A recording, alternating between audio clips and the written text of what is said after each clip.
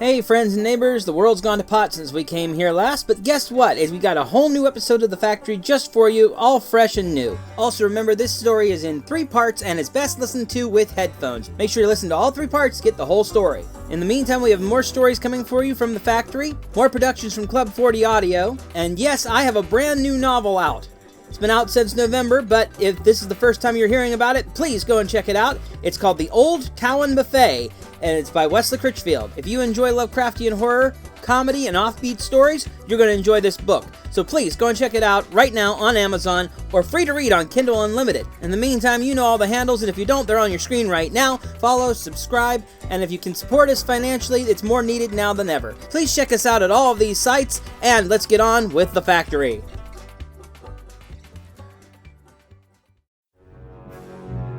Club 40 Audio presents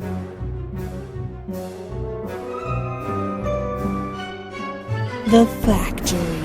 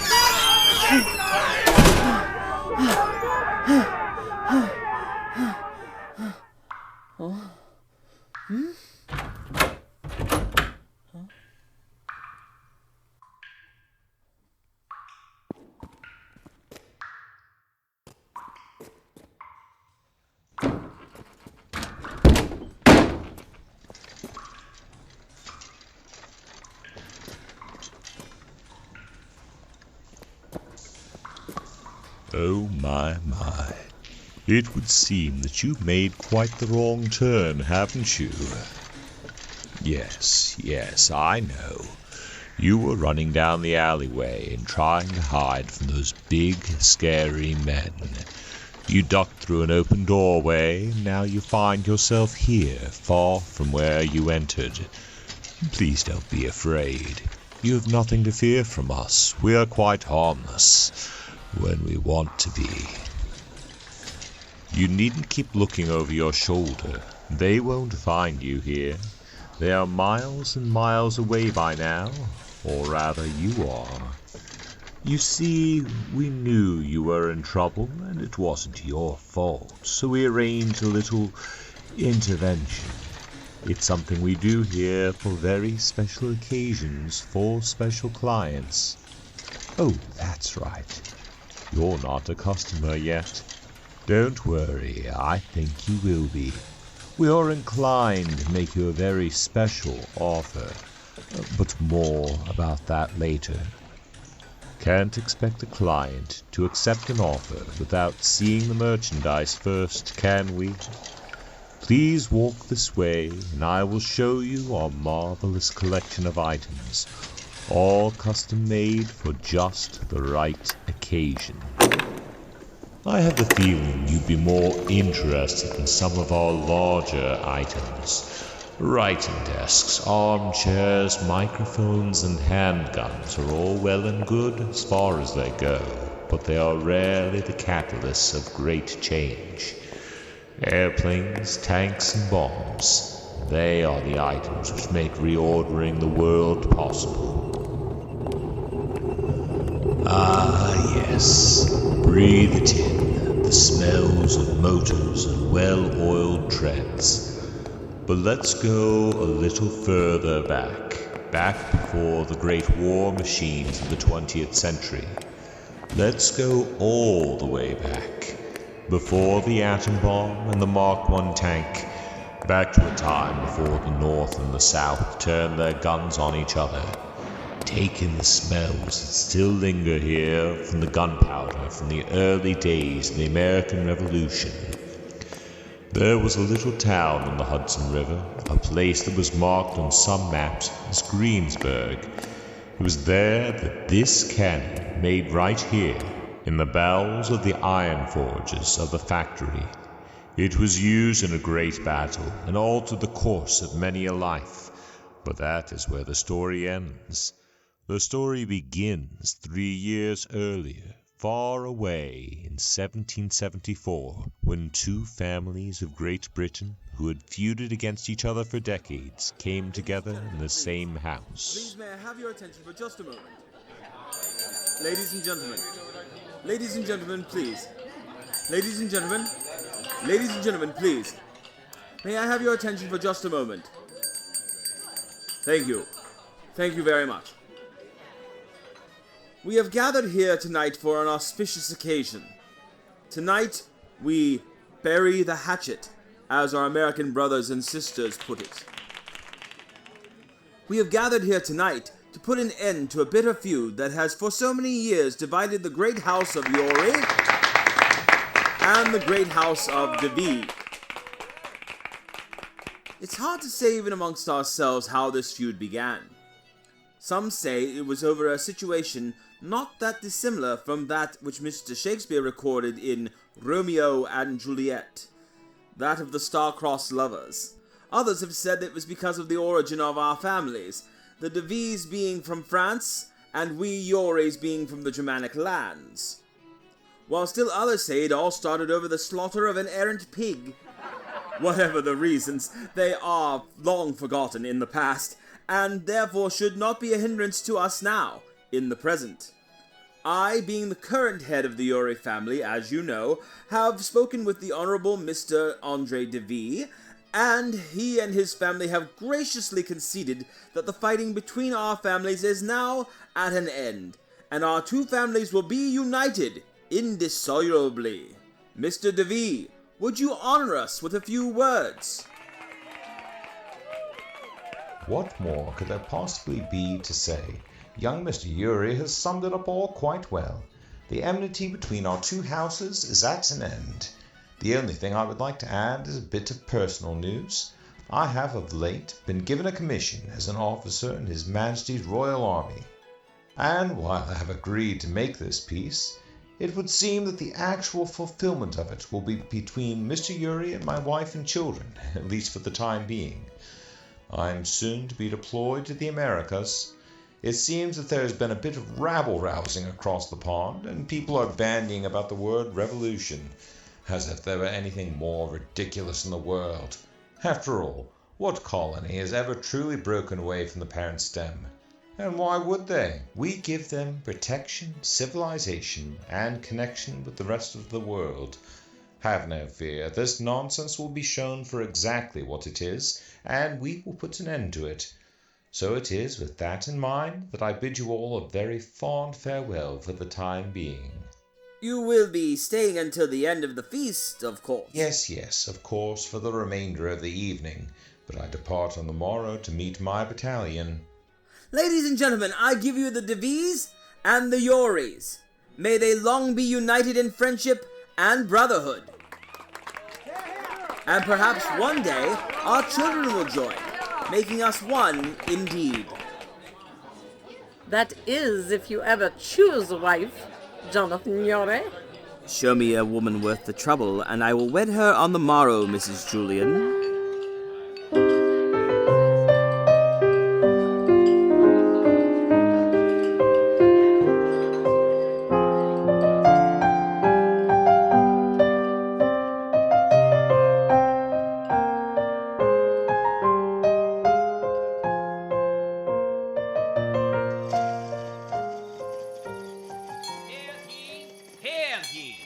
This day, August 23rd, 1775, His Royal Majesty King George III has declared the American colonies in a state of open and avowed rebellion against the British Empire and its king.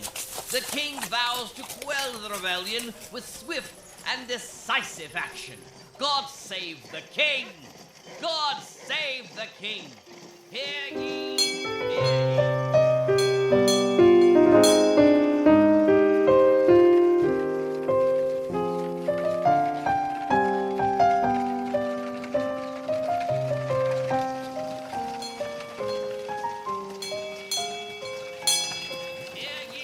Hear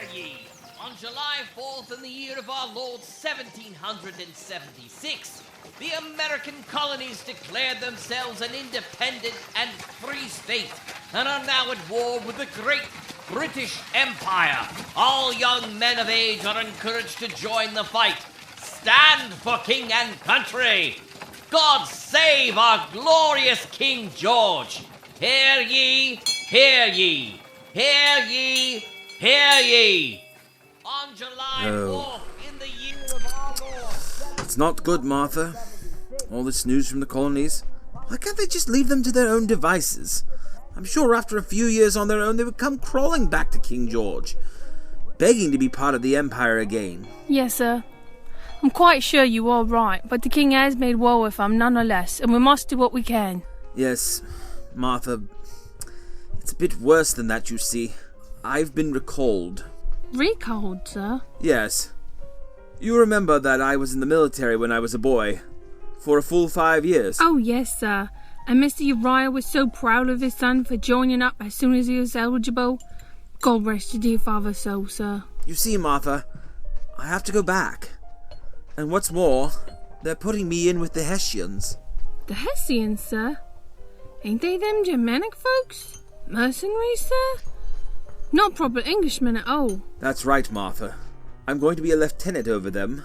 But the worst part is that, as I understand it, I'll be serving under Andre de Ville. No, sir. Yes. It would seem he's gone and gotten himself made a brigadier, and has put in a special request for me to be one of his lieutenants. Well, that's kind of him, I dare say. You could have been recalled as just a common soldier, but he's got you called up as one of his officers. Yes, possibly. But it's far more likely I would not have been recalled at all, had it not been for him.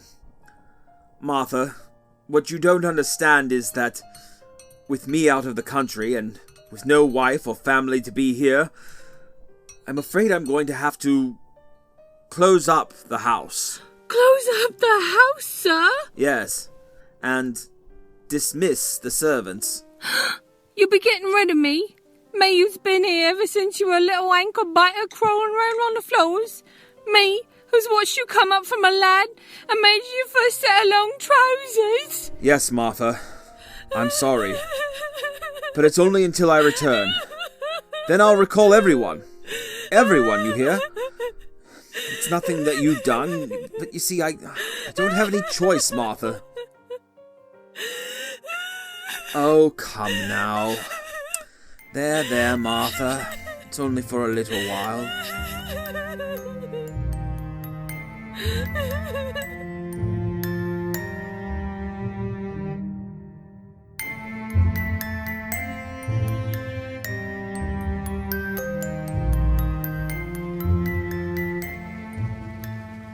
Lieutenant Uri, I have heard fine things about what you've done with your troops thus far. Might I congratulate you, sir? You are a tribute to your country, sir. Thank you, Brigadier de Ville. But, might I ask, sir, if I've done so well, why am I still wearing the uniform of a common Hessian, and not one more befitting of my rank? What's wrong with it? I think it is a fine uniform, and you look smart in it. Thank you, sir. It's only that, despite my insignia, the men might respect my authority more if I were properly attired. I'm dressed like one of my Hessian men, sir, not like a British officer. I hardly stand out from the mercenaries at all. Well, as I'm sure you know, right now it's difficult to get anything from home. The Empire is overexerting itself as it is. We've ordered it for you, but it simply hasn't arrived yet. And we can't find any decent tailors here in the colonies. Never mind that the ones who are here don't have much in the way of fabric due to the blockades and embargoes. All part of the war effort, you understand? Yes, sir. Don't look so glum, Jonathan. We'll have you in a proper uniform soon enough. That is, if we don't end the war in the next few weeks. I happen to know that General Washington is very low on supplies and men at the moment. In fact, since he is using primarily militia, and most of their contracts will be up at the end of the winter, if those words, then many of his men will already be returning to their farms to prepare for planting season. The war could be over in a matter of weeks, if not days. Very glad to hear it, sir. Yes, I thought you would be. Now on to more important matters.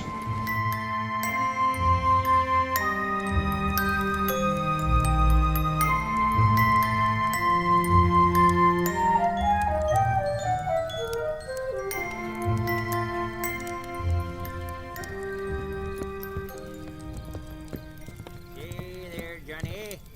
Why aren't you back at the tavern with the other soldier boys whooping it up? I heard you had quite the battle today. Seems to me that you deserve a drink or two. No, thank you, Mr. Deeds. I believe I've had quite enough for one evening. I don't believe in drinking to excess. You might be the only man in the British Army who thinks that way. But I hear you did a fine job out there today. Held the rebels at bay for 3 hours and then managed to capture the colors. It was General DeVille who captured the colors. That may be, but every man in the regiment knows who's truly responsible for the victory. Tell that to General Howe, would you? To them it seems as though all the accomplishments of this army are the work of one man. From the way those declarations of honor read, you might have supposed that Andre was out here fighting and conquering the Yankees all by his lonesome.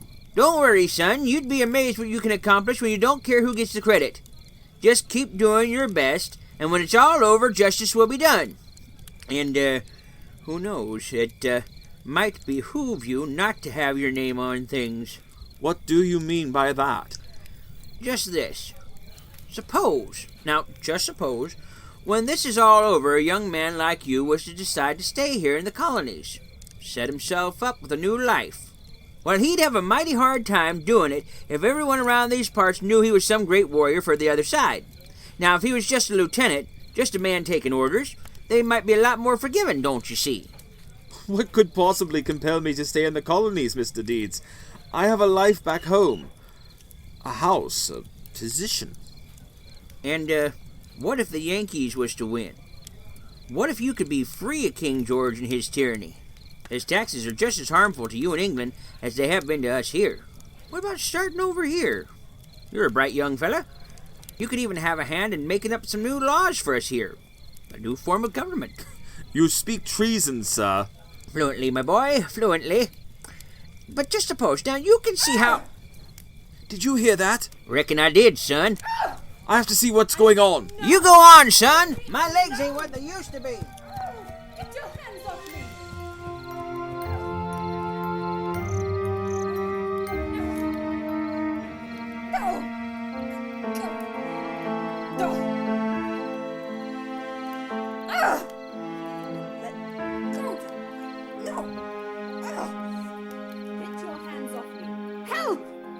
Let go!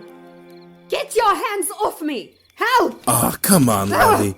Just a little kiss for a member of His Royal Highness's Armed Forces, I said no! Leave me alone! Come on. Don't you want your song to be like me? Go of me! He'll be as strong as an ox. Now give us a You kiss. there! Unhand that young woman! Buzz off, Lieutenant. This ain't no business of yours. I'm on my own time now. When you are wearing the uniform of the British soldier, everything you do is the Crown's business.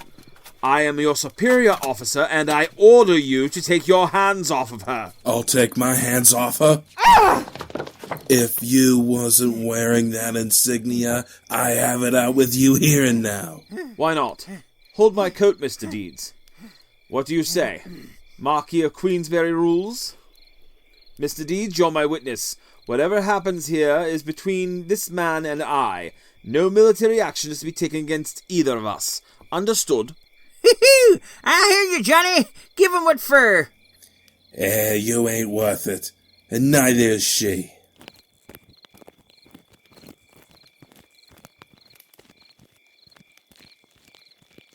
Are you all right, miss?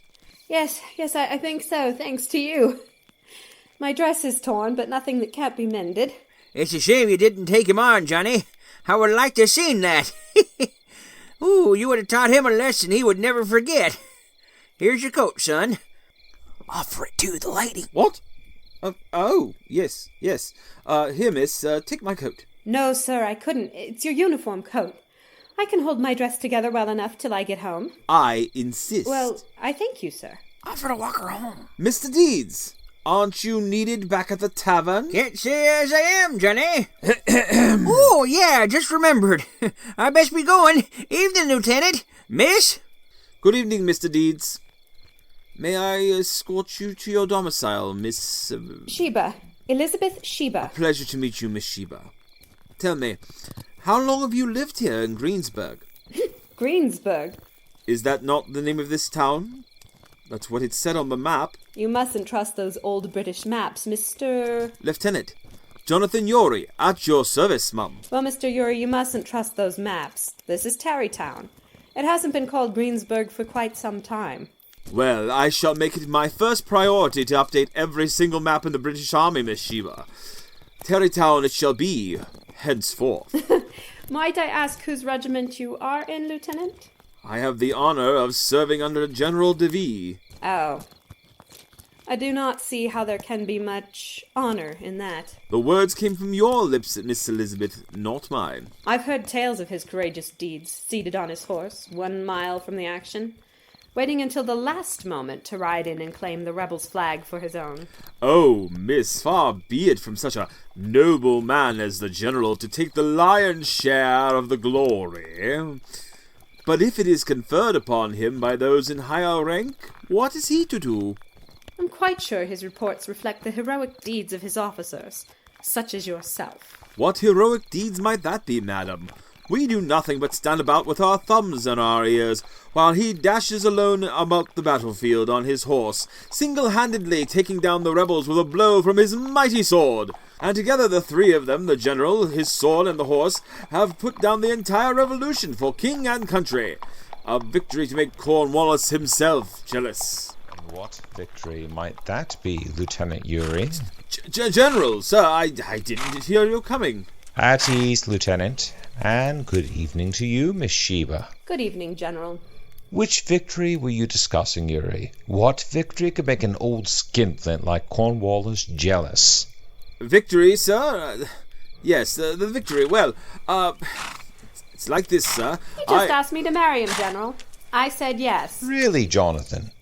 I wasn't aware that you and Miss Sheba knew each other, let alone were considering starting a family together. Oh, yes. Jonathan and I only met this evening. But he saved my life from a young ruffian. Of course, you know what that means in the Orient, General. He's now responsible for me. We figured what better way for him to provide than through marriage. Well, Jonathan. I wouldn't have suspected you knew anything of the ways of the Orient.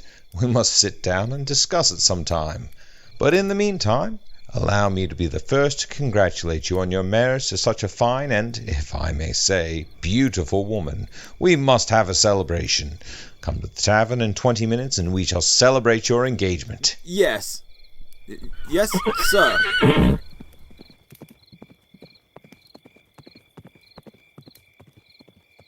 Engaged? That was the first thing I could think of. Couldn't help but notice you didn't have a ring on your finger. Would it be so terrible? And after all I did, just to save you from a very embarrassing situation. Would it be so bad to be engaged to me for one night? But we... Yes? It just isn't done. In proper British society, they would never stand for... But you're in America now, Lieutenant. I think we can make an exception. I don't know. What just happened? You were taking me back to my room, sir, so that I may obtain a new dress. Then we're due back at the tavern to celebrate. Let's take it that far and see where it goes from there, shall we? Yes, I suppose we could do that. To Lieutenant Jonathan Yory and Miss Elizabeth, may they be very happy indeed.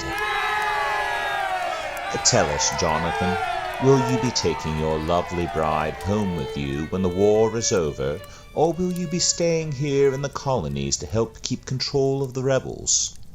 We haven't had a chance to discuss anything on that matter. I'm sure We'll be staying here. We'll put those Yankees down and show them their rightful leader, King George of England. King George! King George! King George!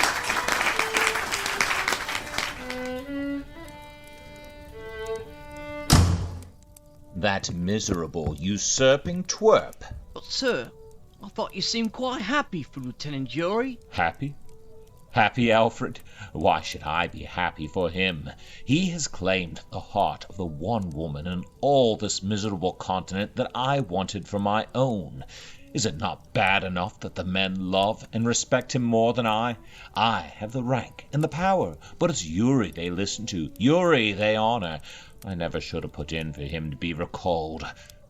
I thought I was bringing him and his miserable line under my thumb, but instead he continues to vex me at every turn. And now, just when I was about to make an overture of love to Elizabeth, he swoops down out of the rafters and takes her away from me. Engaged in a single evening. It's a plot against me. It can be no other. And the way it looked to me, sir, she swooped in and picked him up. Did you see his face tonight? I've never seen a man who looked more confused and out of place. He couldn't have been more discombobulated if the devil of hell himself come up out of the earth and handed him £1,000,000 sterling. Oh, what would you know about it, Fred? This is treachery. Treachery and treason. Sir, don't you already have a wife and children waiting for you back in England? What difference does that make? She's 10,000 miles away. I must have her. I must have Elizabeth. The Uris have been a thorn in my family's side for far too long. I must do what should have been done long ago. And the beauty of it is, all I need to do is sign a single document.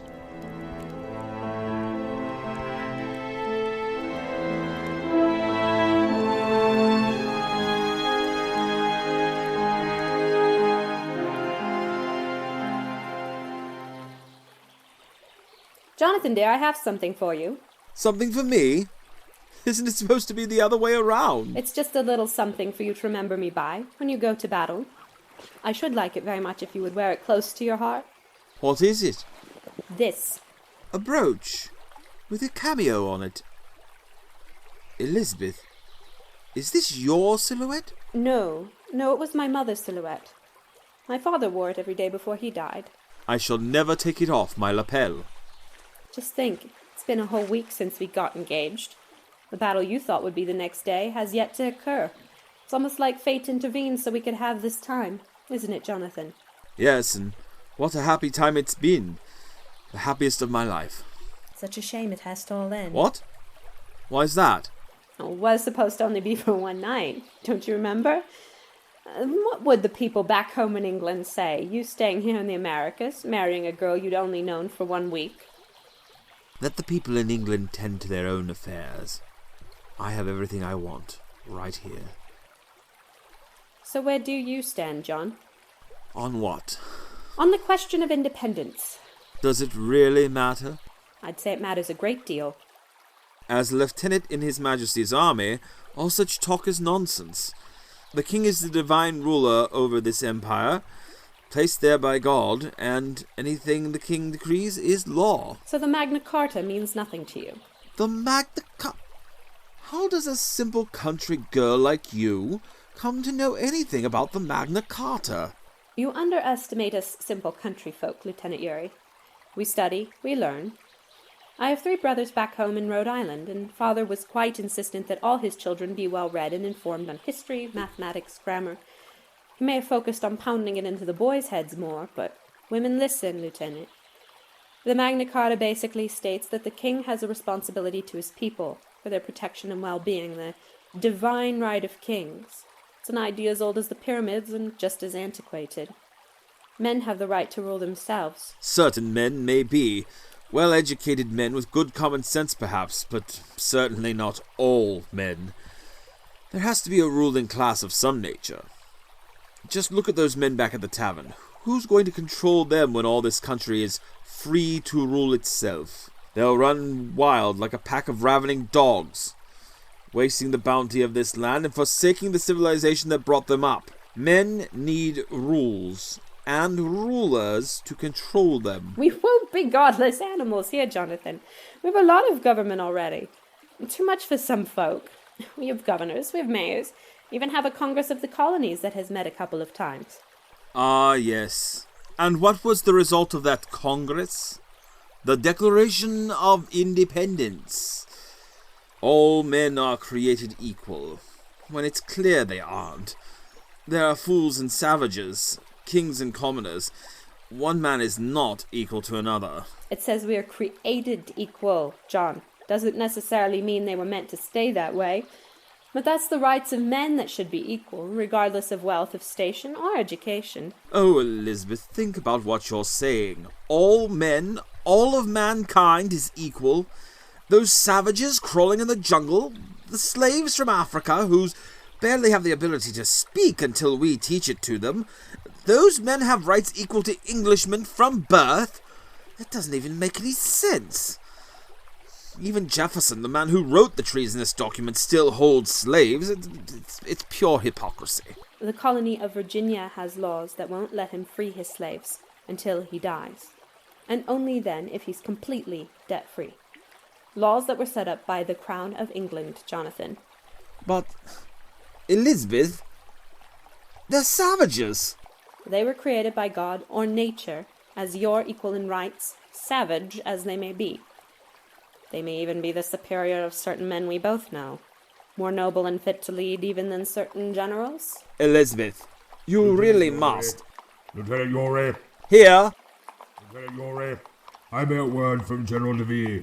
You must report back to camp immediately, in preparation for tomorrow's battle. Oh, tomorrow's battle? I thought the nearest enemy army was south in New York City, nearly 30 miles from here. Well, that army was driven out of New York, and as far as we can tell, they are on their way here, and they will be here by this time tomorrow. The Major General has commanded your presence, and you will present yourself in his rooms at the King George Tavern immediately. So say his orders. If you do not have a horse, you are to ride back with me. Yes, understood. My horse is just down the creek a bit. I can see him from here.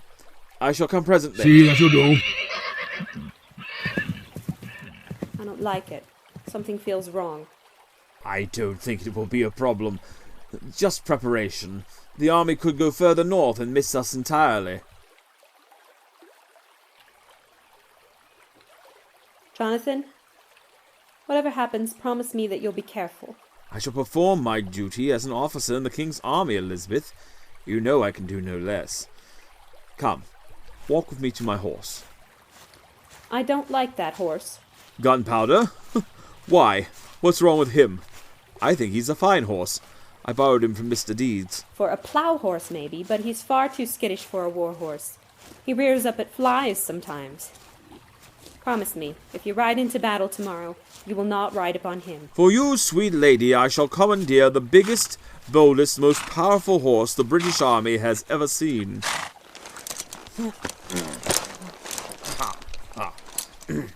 Farewell, my love. I shall return shortly. Yah!